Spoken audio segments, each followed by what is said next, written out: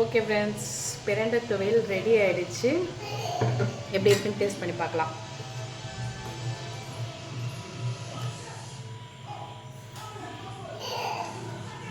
சூப்பராக இருக்குது. இந்த பிரண்டை துவையல் வந்து மூட்டு வலி, கை கால் வலி இதுக்கெல்லாம் சாப்பிட்றது ரொம்ப நல்லது. நாங்கள் இன்னொன்று சாதத்துலேயும் பிசைஞ்சு சாப்பிட்லாம், இட்லி தோசை எல்லாத்துக்கும் பிசைஞ்சாலும் ரொம்ப டேஸ்ட்டாக இருக்குது.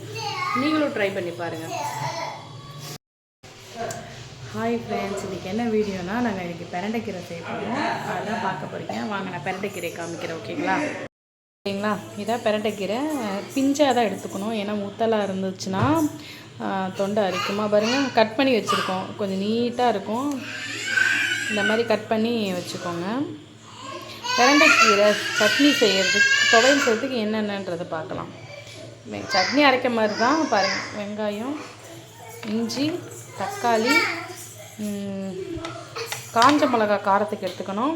கொத்தமல்லி கொஞ்சம் போட்டு அரைச்சிக்கணும், டேஸ்ட்டாக இருக்கும். ஓகே, வாங்க எப்படி செய்யுதுன்னு பார்க்கலாம். ஓகே, ஃபஸ்ட்டு காஞ்ச மிளகா நம்ம வந்து வதக்கி வச்சுக்கலாம். அதுக்கப்புறம் வந்து கீரை எண்ணெய் ஊற்றி வதக்கிக்கோங்க. ஓகேங்களா? வதக்கிட்டு ஒரு 2 நிமிஷம் இதே மாதிரி வதக்கிக்கோங்க. ஓகே ஃப்ரெண்ட்ஸ், இங்கே பாருங்கள், நல்லா வதங்கிடுச்சு. இப்போ நம்ம எடுத்து பாத்திரத்தில் மாற்றிக்கலாம்.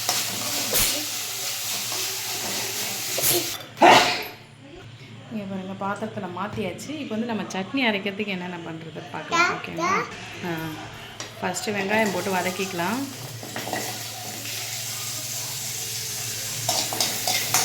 சட்னி அரைக்கிற மாதிரி தான் ஃப்ரெண்ட்ஸ், அதேமாதிரியே வதக்கிக்கணும்.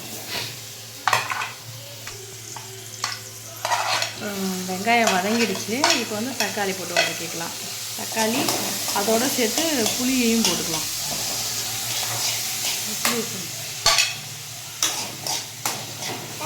புளி எதுக்குன்னு வச்சுக்கோங்களேன், இது கொஞ்சம் புளிப்பு தன்மையாக இருக்கும், டேஸ்ட்டாக இருக்கும். அதுமாதிரி கெட்டு போகாமல் இருக்கும். 1 வாரத்துக்கு இந்த துவையலை வச்சுக்கலாம். ரொம்ப நல்லது. இது எதுக்குன்னா, உடம்பு வலி, மூட்டு வலி, கால் வலி இருந்தாங்களா அது சாப்பிட்டா ரொம்ப நல்லது. அதோட இஞ்சி சேர்த்துக்கலாம் செரிமானத்துக்கு. மிளகா, வதக்கின மிளகா எல்லாத்தையும். அதுக்கப்புறம் வந்து கொத்தமல்லியும் கருவேப்பிலையும் போட்டுக்கோங்க. அதையும் ஒரு வதக்கிக்கலாம். பாருங்கள், நல்லா வதங்கிடுச்சு. இப்போ மிக்ஸி ஜாரில் மாற்றி நம்ம அரைக்கலாம். ஓகேவா? அதுக்கு தேவையான அளவு உப்பு போட்டுக்கோங்க. உங்களுக்கு காரம் அதிகமாக வேணும்னா மிளகா, காஞ்ச மிளகா எட்டாக வேணும் போட்டுருங்க. நான் காரம் கம்மியானதுனால 3 மிளகா தான் போட்டிருக்கோம். பாருங்கள், எல்லாத்தையும் மிக்ஸ் பண்ணியாச்சு. இப்போ மிக்ஸி ஜாரில் வந்து ட்ரான்ஸ்ஃபர் பண்ணிக்கலாம். நம்ம மிக்ஸி ஜாரில் ட்ரான்ஸ்ஃபர் பண்ணியாச்சு. இப்போ அரைச்சிக்கலாம். ஓகேங்களா?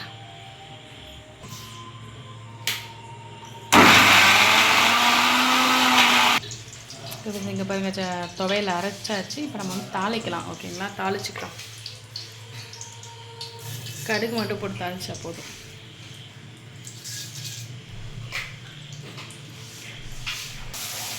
கடுகு பொரிஞ்ச பிறகு அந்த துவையலை வந்து அதில் போட்டு ஒரு செகண்ட் இந்த மாதிரி கிளறிட்டு இது பண்ணுங்க. அப்புறம் ஆஃப் பண்ணிடலாம். ஏன்னா ரொம்ப நேரம் கொதிக்கிற வேணாம், ஆல்ரெடி வதக்கியாச்சு. ஓகேங்களா?